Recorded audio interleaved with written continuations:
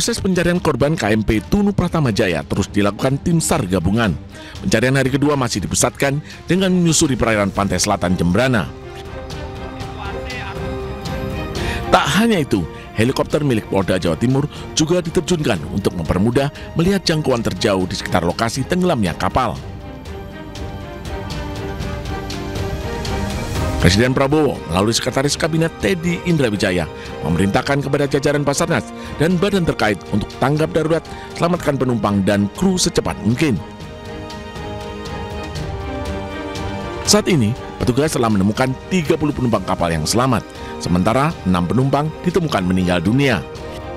Hingga saat ini, ada 29 penumpang yang saat ini masih hilang. Menteri Perhubungan Budi Purwagandi memantau langsung proses evakuasi korban kapal tenggelam. Ia tiba di Pelabuhan Ketapang, Banyuwangi, Kamis malam. Menhub datang untuk mengucapkan bela sungkawa dan menyerahkan 6 jenazah korban kepada keluarganya. Tidak ada kata yang dapat meredakan duka, namun kami berkomitmen menginvestigasi penyebab terjadinya kecelakaan ini dan berupaya untuk mencegah terulangnya peristiwa serupa. Saat ini, proses pencarian dan penyelamatan terus dilakukan oleh tim gabungan yang terdiri dari Basarnas, Kepolisian, TNI, ASDP, dan seluruh pihak yang terkait.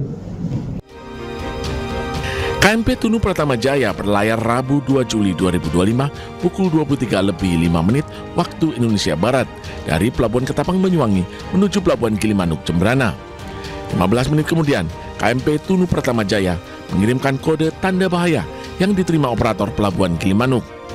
Pukul 23:35 waktu Indonesia Barat, KMP Tunu Pratama Jaya dilaporkan blackout atau mati listrik total lalu tenggelam.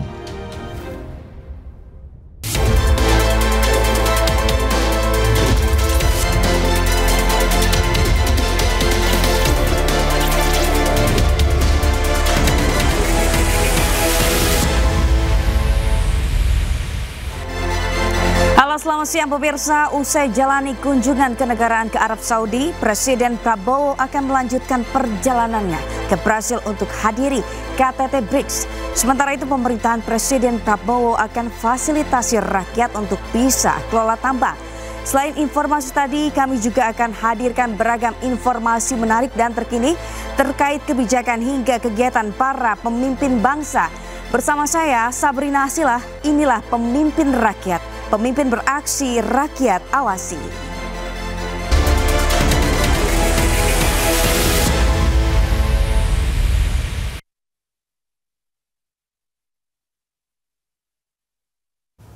Pemirsa, Presiden Prabowo Subianto mengakhiri kunjungannya ke Arab Saudi Kamis malam.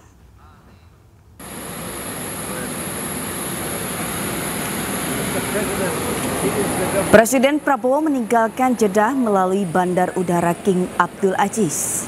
Wakil Gubernur Mekah, Pangeran Saud bin Michal bin Abdul Aziz, ikut mengantar keberangkatan Presiden Prabowo. Setelah dari Arab Saudi, Prabowo akan melakukan sejumlah kunjungan kenegaraan lain.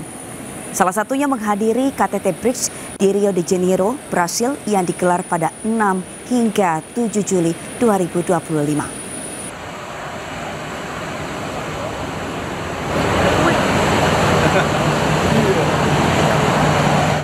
Sementara itu, pemerintah Brasil memperketat pengamanan di lokasi KTT BRICS di Rio de Janeiro. Sekitar 17.000 personel keamanan dikerahkan untuk memastikan keamanan selama KTT BRICS di Rio de Janeiro. Upaya pengamanan juga mencakup pemantauan langsung melalui kamera perkotaan. Nantinya semua yang beraktivitas di sekitar lokasi KTT akan bisa terdeteksi melalui pengenalan wajah, pembacaan plat nomor kendaraan, drone, dan helikopter.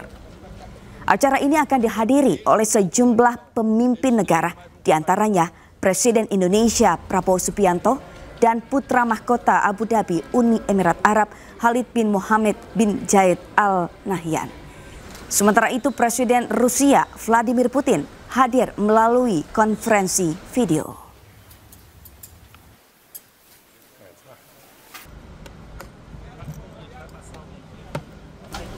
Kunjungan Presiden Prabowo ke Arab Saudi membawa mimpi untuk membangun kampung haji di Mekah. Baik Gayung bersambut, putra mahkota sekaligus Perdana Menteri Arab Saudi Mohammed bin Salman bin Abdul Aziz Al Saud menyetujui rencana ini.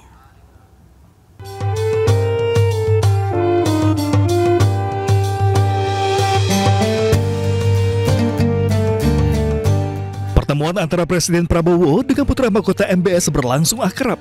Keduanya pun sempat mengadakan pertemuan empat mata dan membahas sejumlah kerjasama di berbagai bidang.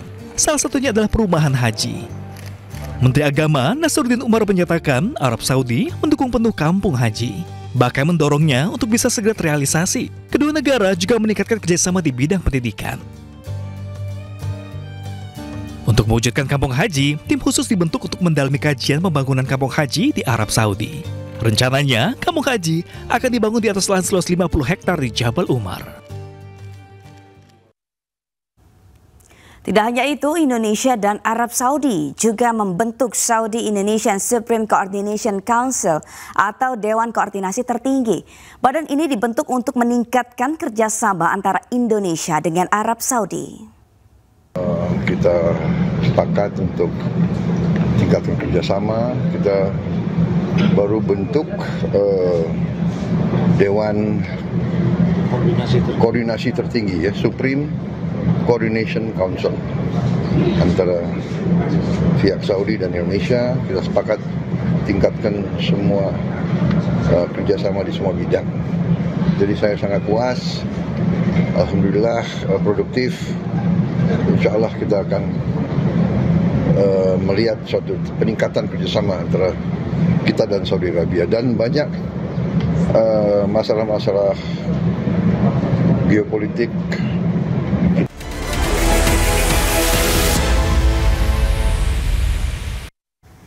Pemirsa, jelang dimulainya Sekolah Rakyat, Wakil Menteri Sosial Agus Jabo Priyono mengecek langsung proses kesiapan Sekolah Rakyat di Sentra Antasena di Kabupaten Magelang, Jawa Tengah.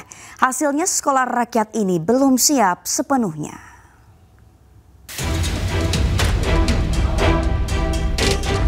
Wakil Menteri Sosial Agus Jabo Priyono mengecek ruang kelas, asrama, tempat ibadah, hingga ruang makan bagi para siswa di Sekolah Rakyat di Sentra Antasena, Magelang, Jawa Tengah.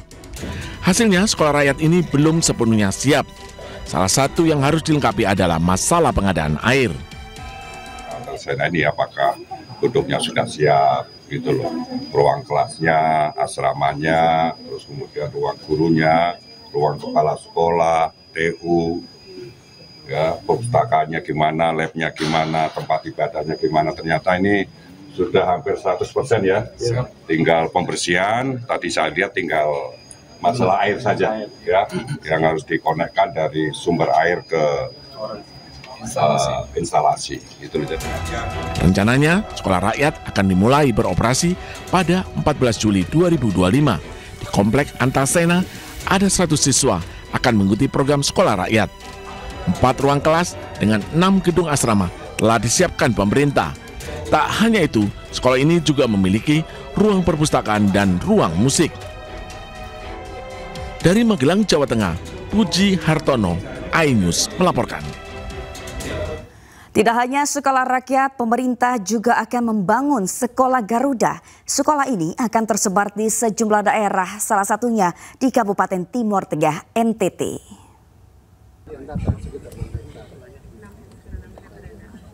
Pembangunan Sekolah Garuda di So, Kabupaten Timor Tengah, Selatan Nusa Tenggara Timur terus dikebut.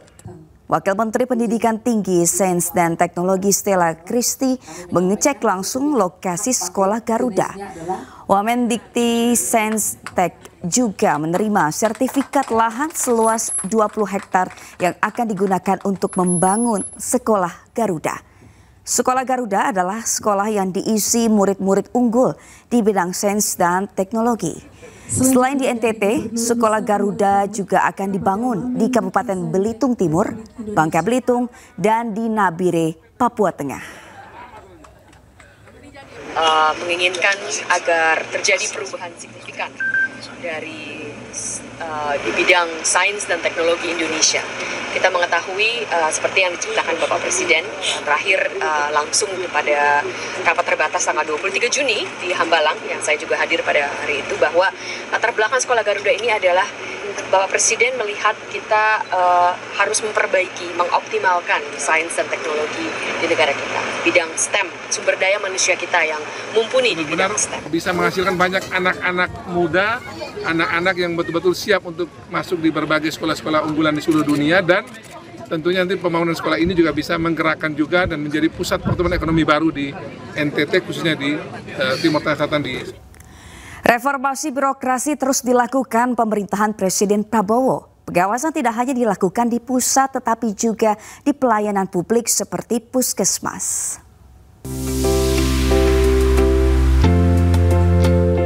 Menteri Pendayagunaan Aparatur Negara dan Reformasi Birokrasi Menpan RB, Rini Widiantini memantau langsung birokrasi puskesmas Tambakrejo, Surabaya, Jawa Timur. Kegiatan ini dilakukan untuk memastikan pelayanan yang diberikan kepada masyarakat berjalan dengan baik. Surabaya yang dikenal sebagai kota pahlawan menjadi pionir keberhasilan reformasi birokrasi di antara kementerian lembaga dan pemerintah daerah. Menpan RB tekankan, birokrasi lembaga pemerintah yang baik tidak hanya kerja di balik meja, namun harus langsung melayani masyarakat. Baik begitu ya, masyarakat juga cepat. Tadi saya sudah tanya, mereka tidak perlu menunggu lama karena memang basic daripada pelayanan itu adalah bagaimana masyarakat itu mendapatkan layanan lebih cepat dan lebih mudah. Jadi saya tadi melihat masyarakat tidak perlu duduk lama-lama nunggu di sini, mereka bisa langsung online. Selain memantau pelayanan publik di Puskesmas Tambakrejo, Surabaya, Menpan RB juga memantau pelayanan publik di Mall Pelayanan Publik Siola serta di Balai Kota Surabaya. Dari Surabaya, Jawa Timur, Yuda Prawira, iNews melaporkan. Pemerintah membuka peluang rakyat untuk kelola tambang. Nantinya masyarakat bisa mengajukan izin kelola kepada pemerintah untuk menggali lokasi yang berpotensi hasilkan tambang. Kemudian ada juga kegiatan yang dilakukan oleh masyarakat. Di beberapa wilayah masyarakat menggali sumur yang keluar itu adalah minyak, Bapak Ibu sekalian. Ya tentu dengan adanya kondisi-kondisi seperti ini kita melihat yang dilakukan oleh masyarakat tersebut ini karena yang dihasilkan minyak ini termasuk di dalam wilayah kerja, ada yang di luar wilayah kerja. Pada saat mereka mengambil minyak bumi atau crude ini tidak ada dasar hukumnya. Jadi dengan adanya peraturan Menteri SDM nomor 14 tahun 2025 ini kita akan memberikan perizinan berusaha.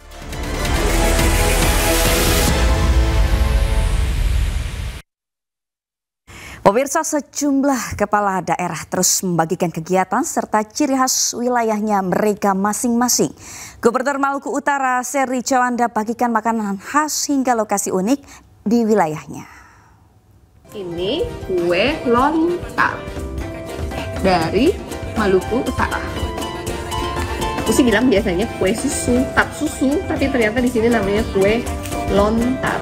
Gubernur Maluku Utara Serly Cowanda membagikan momen ia makan kue khas Maluku Utara, kue lontar. Kenikmatan paling instan itu adalah makan. Kalau sedih, makan. Serly termasuk salah satu yang sering membagikan ciri khas wilayahnya di media sosial. Makan itu rasanya bahagia.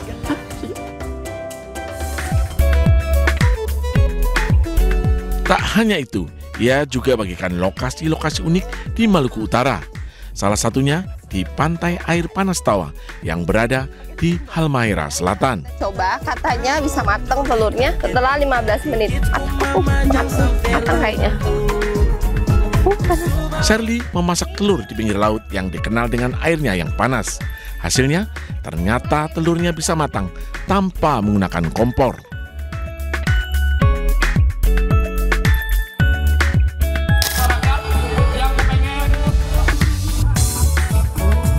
Tak hanya Serly, Bupati Bangka Selatan, Riza Herdavid, juga menjaga ciri khas Bangka. Salah satunya dengan mengadakan sajian dulang yang merupakan tradisi nganggung di Bangka Selatan. Kawan-kawan ini semuanya bergotong royong dan ini betul-betul tidak menggunakan anggaran, sifatnya emang betul-betul saya ajak bagaimana kita semua mau bersedekah secara ikhlas kepada sesama kita di 1 Muharram 1440 Hijriah. Sebanyak 190 dulang berisikan berbagai macam makanan disajikan secara gratis di kawasan alun-alun Tobo Ali, Kabupaten Bangka Selatan. Tradisi ganggung adalah simbol dan kekompakan masyarakat Bangka Selatan. Tim Liputan iNews melaporkan. Gubernur Jawa Barat Deddy Mulyadi tengah diserang gara-gara mengganti nama RSUD Ali Ihsan menjadi RS Welas Asih. Mereka yang tidak setuju menyebutnya seolah-olah anti-Islam. Soal tuduhan anti-Islam karena keputusannya, KDI menyebut pergantian nama setelah rumah sakit berubah status menjadi milik Pemprov Jawa Barat. Menurut KDM, penamaan baru ini lebih sederhana dan mudah dimengerti warga. Nama baru rumah sakit juga dianggap lebih mengutamakan kearifan lokal. KDM menegaskan kebanyakan para pengkritiknya orang Jakarta. Banyak sekali para pengamat, aktivis, nggak tahu influencer, nggak tahu buzzer. Pokoknya mereka rata-rata memberikan otokritik terhadap seluruh kebijakan yang diambil oleh Pemprov Jabar. Dan mereka itu rata-rata domisilinya di Jakarta. Bahkan saya dianggap sebagai orang yang anti-Islam. Ini menarik banget. Itu adalah tentang perubahan nama rumah sakit dari Rumah Sakit Al Ihsan menjadi Rumah Sakit Welas Asih. Al Ihsan kalau di bahasa kita kan artinya kebaikan. Welas Asih kalau di bahasa Arab kan Ar-Rahman Ar-Rahim. Pemerintah Provinsi Jawa Timur berjanji menanggung biaya pengobatan warga yang menjadi korban kapal tenggelam di Selat Bali. Gubernur Jawa Timur Hovifah Indar Parawansa menjamin Pemprov Jatim menanggung seluruh biaya pengobatan korban kecelakaan KMP Tunu Pratama Jaya yang tenggelam di Selat Bali. Bagi warga Jawa Timur yang menjadi korban akan dirawat di rumah sakit milik Pemprov Jatim. Sementara itu hingga kini pencarian korban hilang masih terus dilakukan. Semua akan menjadi tanggung jawab Pemprov jikalau mereka berkenan dilayani di Rumah Sakit Pemprov Jawa Timur. Kita berterima kasih kepada seluruh tim gabungan yang terus berusaha melakukan pencarian dari manifest ya yang ada di kapal itu, baik penumpang. Sebelumnya KMP Tunu Pratama Jaya yang mengangkut 65 orang dan 22 kendaraan terombang-ambing di tengah gulungan ombak dan langit gelap. Kapal mengalami mati listrik, lambung kapal bocor hingga akhirnya tenggelam di Selat Bali. Selamat. Dia tahu namanya itu. Yang sebelahnya Pak Haji, Pak. Ini juga tetangganya juga ya. Masya Allah. Rabu, sekitar pukul 11:30 malam, kapal motor penumpang KMP Tunu Pratama Jaya tenggelam di perairan Selat Bali. Kapal baru saja bertolak dari Pelabuhan Ketapang, Banyuwangi. 20 menit sebelumnya, kapal yang membawa 53 penumpang, 12 kru, dan 22 kendaraan tidak pernah sampai ke tempat tujuan di Pelabuhan Gilimanuk, Bali. Mason ini. Dia tahu namanya itu. Yang sebelahnya Pak Haji, Pak. Ini juga tetangganya juga ya. Ya Allah. Itu selamat, Pak. Mulanya, kapal dilaporkan mengalami mati listrik, kemudian lambung kapal bocor. Seluruh penumpang pun panik dan terombang-ambing di tengah gulungan ombak serta langit gelap. Peristiwa ini terjadi saat ombak sedang tidak bersahabat. 30 orang selamat, beberapa di antaranya ditemukan dalam skoci. Sementara itu, 6 orang tewas dan 29 lainnya hilang. Tim Liputan iNews melaporkan. Kementerian Pertanian menggelar peringatan Hari Krida Pertanian di Jakarta dengan tema peringatan Hari Krida Pertanian ke-53 Acara ini menandai tonggak sejarah untuk mendorong transformasi sistem pertanian nasional menuju kedaulatan pangan.